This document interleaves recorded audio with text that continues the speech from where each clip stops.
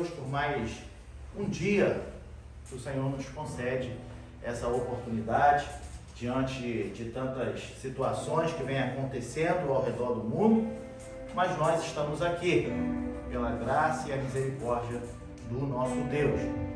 Como o pastor disse, o tempo ali já está avançado, mas eu vou procurar ser o mais breve, o mais objetivo possível, para que a gente possa entender. Já tivemos aqui uma escola bíblica abençoada, onde pudemos muito aprender como estudar a Bíblia, né? E assim a gente já está, como o nosso pastor costuma dizer, estamos com o papinho cheio. Então agora é só a cerejinha do bolo para a gente poder ceiar em nome de Jesus, amém? Eu gostaria de ler com os irmãos, vamos ver se os irmãos que estão frequentando a Escola Bíblica Dominical aprenderam. Eu gostaria de ler a segunda carta das Epístolas Gerais, no capítulo 4, versículo 8. Se os irmãos já aprenderam bem, você não bota ainda não, senão eles vão falar. E aí os irmãos podem me falar qual é a segunda carta das Epístolas Gerais, do capítulo 4.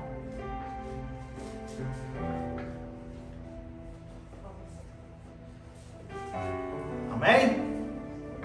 Irmãos, acharam? Bota aí na tela aí. Capítulo 4, versículo 8.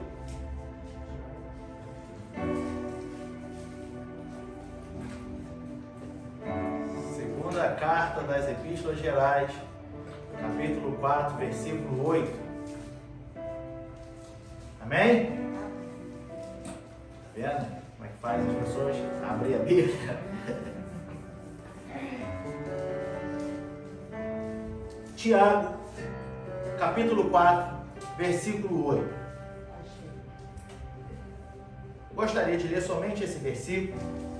Depois os irmãos podem ler os versículos anteriores, mas estamos dentro de um capítulo a qual Tiago nos chama a atenção, dizendo: devemos resistir às paixões.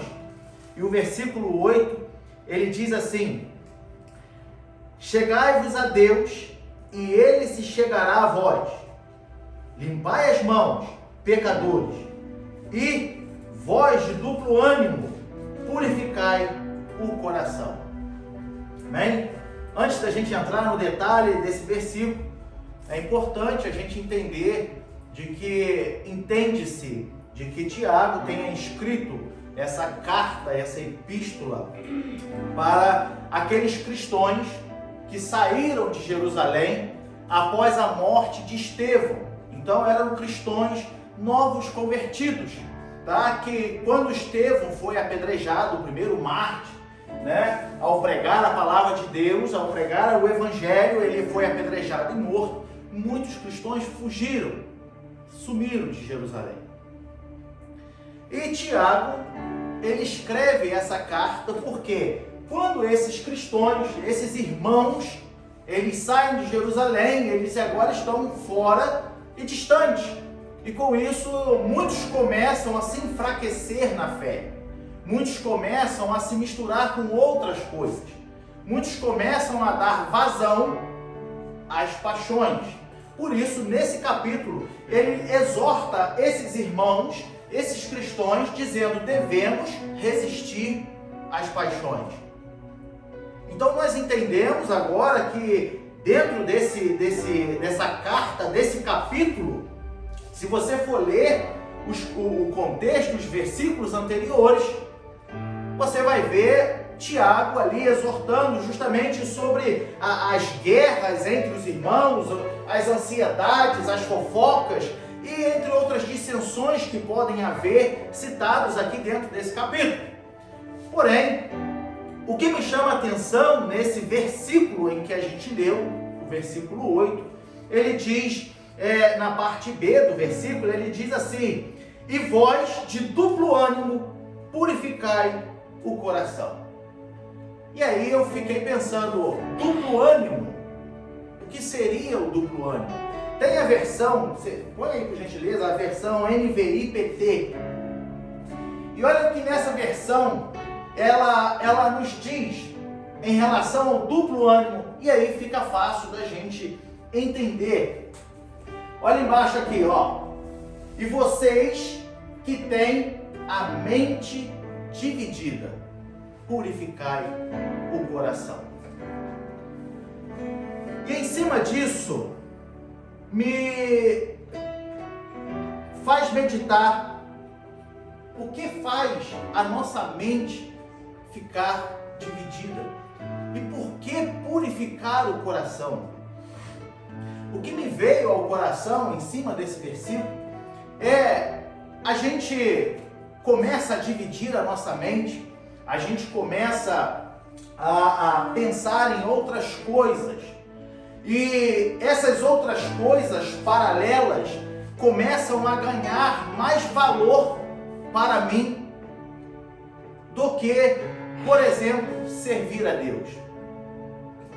E essas coisas começam então a dividir a minha mente. Como diz na minha versão, na minha Bíblia, diz que agora eu tenho um duplo ânimo. Eu tenho o ânimo de servir a Deus e tenho o ânimo de fazer as outras coisas paralelas. E eu preciso purificar o meu coração. Por quê? Porque tudo parte do meu coração.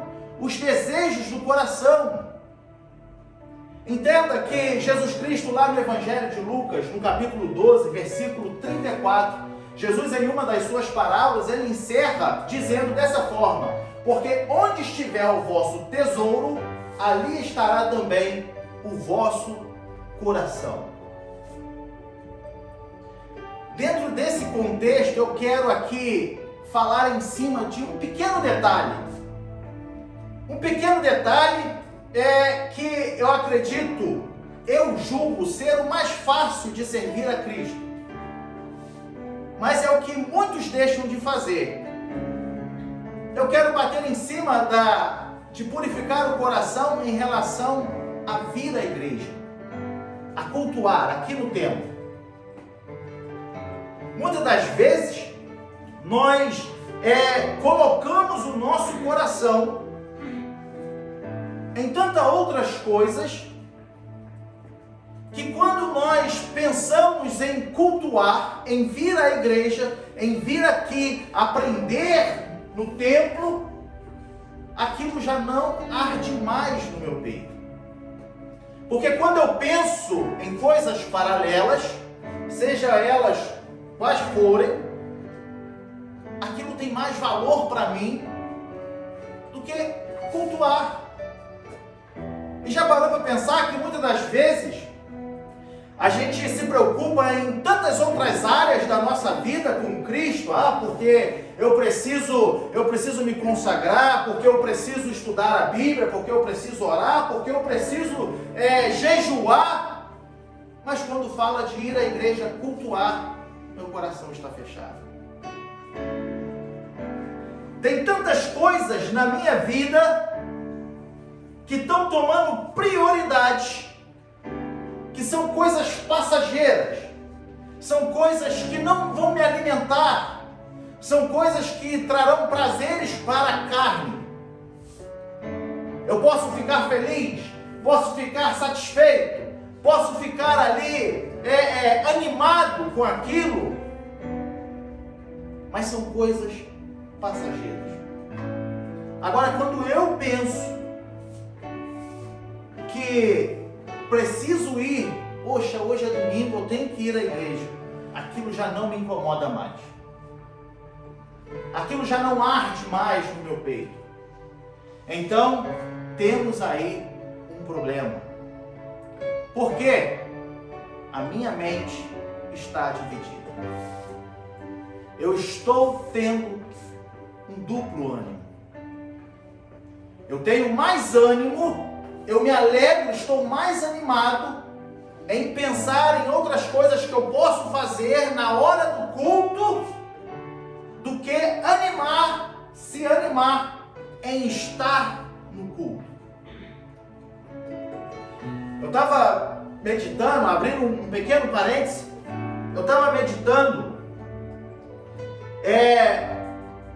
que muitas das vezes a gente usa aquele versículo de que onde estiverem 2 ou 3 reunidos no meu nome, ali eu estarei.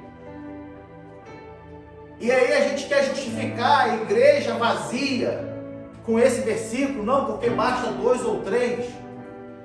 Só que se nós formos ler o contexto, como foi ensinado na escola bíblica dominical, esse 2 ou 3 reunidos em meu nome se trata de um julgamento de irmão, de causas.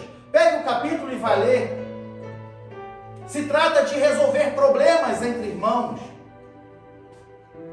E nós tiramos esse versículo desse contexto. E queremos justificar, não, porque tá bom aqui 2 ou 3. Sendo que a Bíblia, ela em vários pontos, ela nos exorta, ela nos motiva, ela nos ensina, ela nos indica estar na casa de Deus. E o problema é que hoje nós estamos, muitas das vezes, num culto de Santa Ceia. Nós não nos importamos com o valor que tem esse culto, por exemplo. Agendamos coisas e para mim, vou faltar o culto porque eu vou fazer isso, vou faltar o culto porque eu vou fazer aquilo. E cultuar a Deus não é prioridade na sua vida. Então eu digo para você, meu irmão, você tem um problema e precisa ser resolvido. Há muita coisa no seu coração que não é nenhuma delas aquela que te faz vir servir a Deus com alegria. Tem muita coisa na sua mente que está duplicando o seu ânimo, mas não duplicando no sentido de dobrar o que você já tem, mas de criar ânimo paralelo com coisas que não vão te sustentar. Quando as coisas do mundo te alegram mais do que cultuar a Deus, é porque você começa a amar as coisas do mundo. E aí a gente pode ir lá para 1 João, no capítulo 2, o versículo 15. Não ameis o mundo e nem o que no mundo há. Se alguém ama o mundo, o amor do Pai não está nele. Meu irmão, ainda não estou satisfeito. Volta lá em Tiago, no capítulo 4, versículo 4, só o finalzinho do versículo. Portanto, qualquer que quiser ser amigo do mundo, constitui-se inimigo de Deus. Sabe o que é interessante a gente entender? É duro, parece uma chantagem emocional, mas não é Bíblia. Se você não gosta do que vai ser falado, dobra o seu joelho e vai discutir com Deus. Mas não existe para Deus 3 classes de pessoas. Existem os que servem e os que não servem. Muitas das vezes, a gente pensa assim, não, eu tenho a minha fé em Cristo, mas não segue, não obedece.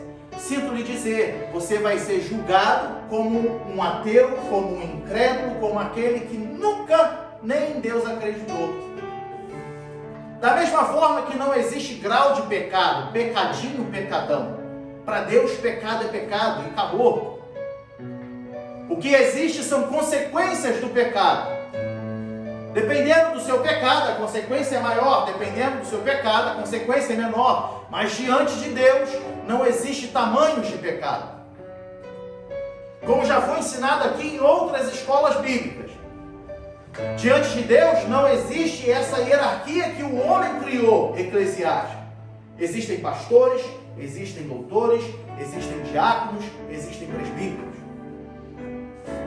Cada um na sua devida função. Então nós temos que parar de querer justificar a nossa ausência, falando do nosso culto. Porque eu preciso fazer as minhas coisas, eu preciso viver, eu tenho programações, eu tenho família. Eu não estou dizendo que você não pode passear com a sua família, fazer uma programação. O que eu estou dizendo é que quando isso se torna mais relevante para você do que estar na casa de Deus, temos um problema que precisamos resolver. Quando eu penso que eu tenho que ir à igreja e meu coração já não arde mais, nós temos um problema. As coisas do mundo têm mais valor para mim do que estar na presença de Deus. E aí você pode me dizer assim: meu irmão, eu não preciso ir à igreja para me salvar, porque estou a vida toda dentro da igreja e eu ouço falar que até os que estão dentro da igreja, quando Jesus voltar, está arriscado nem ele subir. Mas como eu disse, muitos pontos da Bíblia nos exorta a estar à igreja. E nós devemos honrar, nós devemos respeitar. Sabe o versículo de Malaquias que manda trazer toda a oferta para a casa do tesouro? Não é porque nós ofertamos, dizimamos, que Deus nos abençoa, porque estamos dando nosso dinheiro para Ele. Deus não precisa do seu dinheiro, Ele é dono da prata e do ouro. Mas por que Deus te abençoa se você dizima? Porque você cumpre e respeita o mandamento bíblico. Pela sua obediência, Deus te honra. Por você se comprometer, Deus te honra. A mesma coisa é vir à igreja. Você está cumprindo, você está obedecendo. Vamos pegar aqui alguns versículos rapidamente para a gente meditar.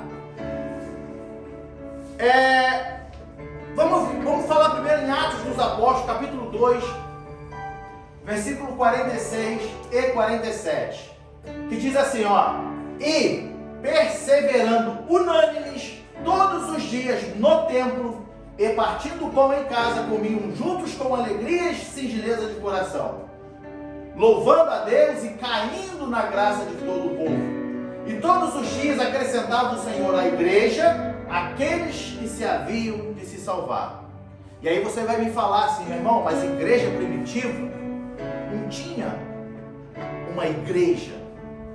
Eles se reuniam nas casas, numa praça.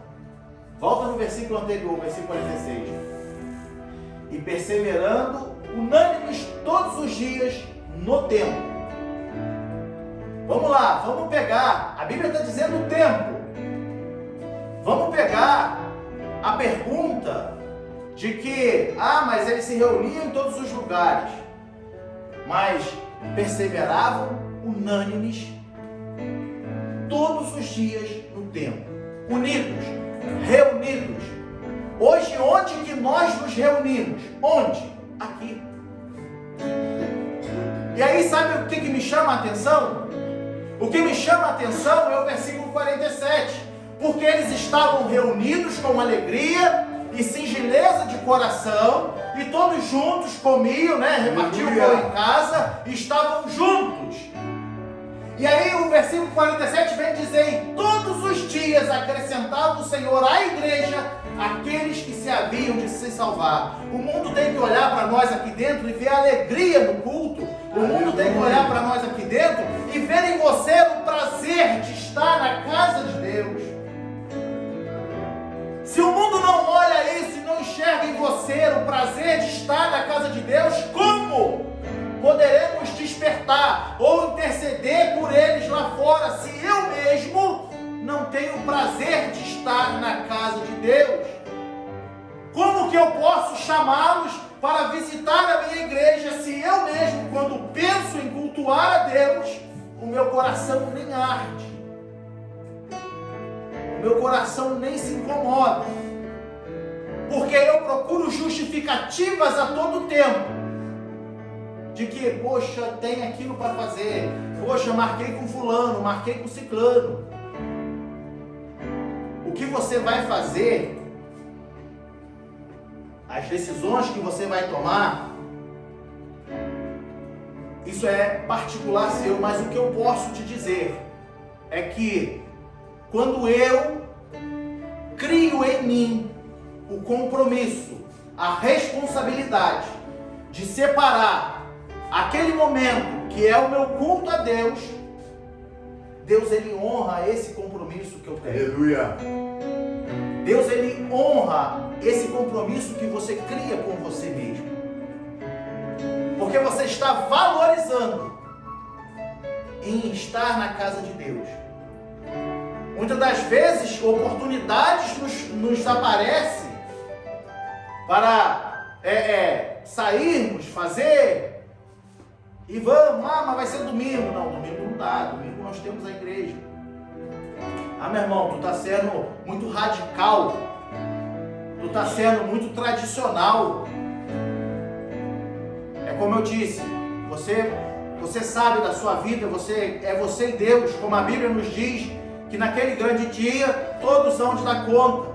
Mas eu te digo que quando você cria o compromisso e você valoriza esse período que nós passamos aqui, que se você for parar para pensar é pouco. Domingo nós não vamos marcar nada, porque domingo é dia de estarmos na casa do Senhor. Isso tem que valer para nós, isso tem que fazer parte da minha vida, isso tem que fazer parte do meu cronograma, isso tem que fazer parte, se você quiser assim pensar, do meu estilo de vida. Estar na casa do Senhor faz parte de mim e tem que fazer parte da igreja. Estar aqui. Por quê, meu irmão? Por que nós devemos vir à igreja? Por que nós devemos estar na casa de Deus? Porque é aqui que nós aprendemos. Aleluia. O salmista, no Salmo 27, versículo 4. Aleluia. Aprender no seu tempo. Não é no tempo de relógio, é no templo. Põe lá, Salmo 27, versículo 4. É contemplar a formosura.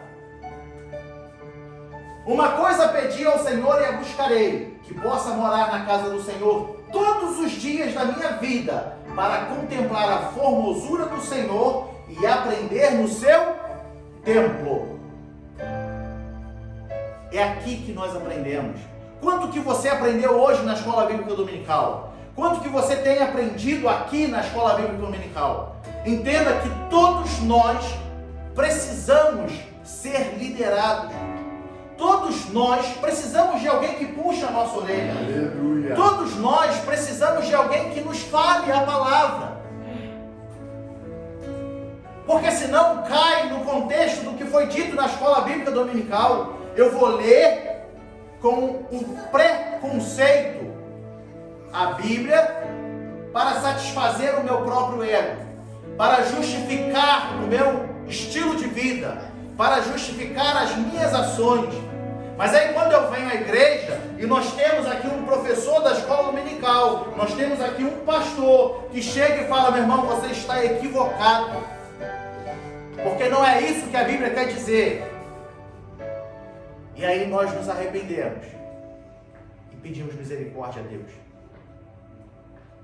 Precisamos ser liderados, precisamos estar na igreja. Se não fosse assim, o apóstolo Paulo não escreveria que o Espírito deu uns para apóstolos, outros para doutores, outros para pastores. Se não fosse assim, o escritor aos Hebreus não escreveria para que nós obedecêssemos aos nossos pastores. Precisamos. Essa ideia, essa modernidade que tem nascido, de que eu vou cultuar a Deus no meu lar, porque lá eu vou estar cultuando a mesma coisa que eu estiver numa igreja. Se a Bíblia nos exorta a todo tempo a estarmos em comunhão uns com os outros, se a Bíblia a todo tempo nos exorta a amarmos uns aos outros, e eu penso que eu só vou cultuar na minha casa, não preciso ir à igreja, que comunhão é essa que eu estou tendo com os irmãos? Que amor é esse que eu estou tendo com os irmãos? Visto que cada testemunho dado aqui, cada saudação dada aqui, serve para a edificação da igreja. Nós nos ajudamos. Quando nós viemos aqui, igual a irmã disse, contou aqui o seu testemunho, como a irmã Marilda, como o presbítero Ivanô, E assim os demais irmãos que sempre vêm aqui, deixam aqui uma palavra de saudação. Nós estamos nos ajudando. Nós estamos se ouvindo. E com isso, a minha força, ela é renovada, porque aí eu me dobro aos pés de Cristo e louvo a Ele. E a Bíblia nos diz que a alegria do Senhor é a nossa força. Se eu agrado a Ele, eu sou forte para vencer as tentações desse mundo. Precisamos ser liderados, precisamos estar na igreja, precisamos ouvir a palavra todos os dias. E aqui na Alemanha ainda é muito bom, porque é só dia de domingo. Aqui na Alemanha é muito bom, é muito pouco. Só domingo. E as pessoas ainda conseguem ocupar o seu domingo com outras coisas e não vir à casa de Deus. Ah, porque Deus sabe da minha vida. Lógico que sabe, você vai ter que dar conta. Está sendo tudo escrito, está sendo tudo anotado. Será que tem necessidade mesmo de trocar o seu culto a Deus por outras coisas? Deus é justo. E quando isso vai acontecer, eu tenho certeza que Deus é justo para isso. Mas eu tenho também certeza que muitas das vezes é meninice nossa. É pessoas imaturas, pessoas irresponsáveis, que não entendem o valor de estar na casa de Deus. Um culto de Santa Ceia, por exemplo, era para todo mundo que é batizado e está em comunhão, estar aqui ansioso. Não, porque hoje é ceia, eu tenho que cear. O que é ligado na terra é ligado no céu, eu tenho que estar em comunhão. Se eu não estou em comunhão, eu não posso cear. Mas se eu não estou em comunhão, Jesus volta, eu fico para trás. Oh meu Deus, perdoa a minha vida. E as pessoas estão com a mente dividida. Mas a mente dividida, o seu ânimo está mais para as coisas de fora do que as coisas de Cristo. Você pode se programar, você pode fazer os seus planos, mas eu lhe convido a ter essa responsabilidade, que é estar na casa de Deus. Aprendendo, buscando, louvando, ouvindo, se alimentando, se alegrando, pedindo perdão a Deus todos os dias. Porque não adianta eu querer ser santo lá fora, se uma coisa simples, como eu disse lá no começo, simples, é vir à casa de Deus. E não é porque o pastor pede, não, é porque a Bíblia diz. E aí eu quero fazer de tudo. Eu quero ser o homem de Deus. Mas quando fala de ir à igreja, não, a igreja não vou não. Não preciso ir na igreja. Deus me usa aqui. Deus fala comigo aqui. Sinto lhe dizer, Deus fala porque Ele é justo e Ele honra a sua palavra. Porque Ele diz, se buscar, o encontrareis. Se pedir, Ele te dará. Mas também naquele dia Ele vai falar, apartai-vos de mim, porque eu não vos conheço. Nunca vos conheci. Ué, mas eu orava, eu era cheio do Espírito, eu profetizava, eu tinha revelações, eu curava. Mas um pequeno ensinamento que a minha palavra te dava era ir à casa. E você nunca foi. Por causa de um comportamento. Vem à casa de Deus. Vem à casa de Deus. Sabe por quê? Para a gente encerrar. Quando eu perco o interesse também de vir à casa de Deus, eu começo a ocupar a minha mente com outras coisas. Ocupando a minha mente com outras coisas, a palavra de Deus começa a se distanciar de mim. Quando ela começa a se distanciar de mim, eu deixo de acreditar. Quando eu deixo de acreditar, eu paro de crer que há céu ou inferno. eu paro de crer que há salvação e perdição. E quando eu paro de crer que há céu ou inferno, eu já sou amigo do mundo. E como nós lemos, se eu sou amigo do mundo, eu sou inimigo de Deus. Não existe meio termo. Agora, se eu sei que existe céu e inferno, que existe salvação, que existe uma vida após a morte, é Ele que nos dará a vida eterna, por que não estar no seu templo, contemplando a sua formosura e aprendendo mais dele todos os dias? Por que não o buscar? Por que não o servir? Não, mas eu creio, meu irmão, só não consigo ir à igreja, então tem alguma coisa de errado, meu irmão. Tem alguma coisa de errado. Porque devemos todos juntos servir ao nosso Deus. O apóstolo Paulo, ele nos escreve: o nosso trabalho não é vão no Senhor. Em 1 Coríntios capítulo 15, versículo 58. O nosso trabalho não é vão no Senhor. Ou seja, quando você se compromete, quando você se dedica, quando você põe em seu coração que esse momento aqui vai ser priorizado na sua vida, isso não é vão no Senhor. Deus, ele vai honrar. Deus, ele vai te abençoar.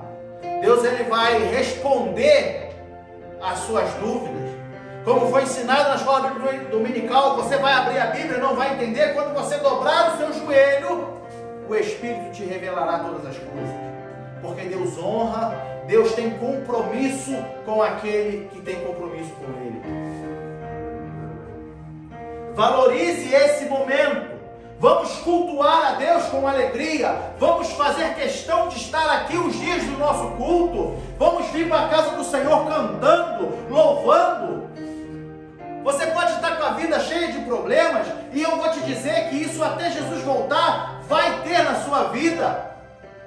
Você tem muita coisa para resolver, e até Jesus voltar vai só dobrar essas coisas na sua vida. Eu sinto muito te dizer, mas é o preço que a gente paga para servir a Deus. É o que nós temos que enfrentar todos os dias, porque senão seria muito fácil. E aí a palavra de Jesus não se cumpriria, porque ele diz: no mundo tereis aflições, mas tem de bom ânimo. Vamos cultuar a Deus com alegria. Vamos procurar priorizar o nosso tempo para vir à casa de Deus. Não faça programação sabendo que temos o culto e temos que cultuar. Meu irmão, mas tem programação que eu não consigo. Tudo bem, Deus sabe, eu não quero que você me dê satisfação e nem explicação, é você e Deus.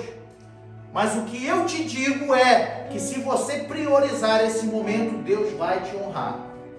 Deus vai te abençoar. Deus vai te capacitar. Sabe aquele problema que tu tá te tirando o sono? Deus vai acalmar seu coração. Deus vai acalmar a sua alma. Deus vai te ajudar. Deus vai te guiar com a sua forte mão. Por isso, Salmo de número 84, versículo 10. Porque mais vale um dia nos teus atos do que outra parte 1000. Preferiria estar à porta da casa do meu Deus a habitar nas tendas da impiedade. E como Deus diz a Josué: esforça-te e tem de bom ânimo. Não te chamei eu estou contigo. E o apóstolo Paulo escreve a Timóteo: ninguém que milita se embaraça com as coisas dessa vida. 2 Timóteo, capítulo 2, versículo 4 e 5. Ninguém que milita se embaraça com o negócio desta vida, a fim de agradar aquele que o alistou para a guerra.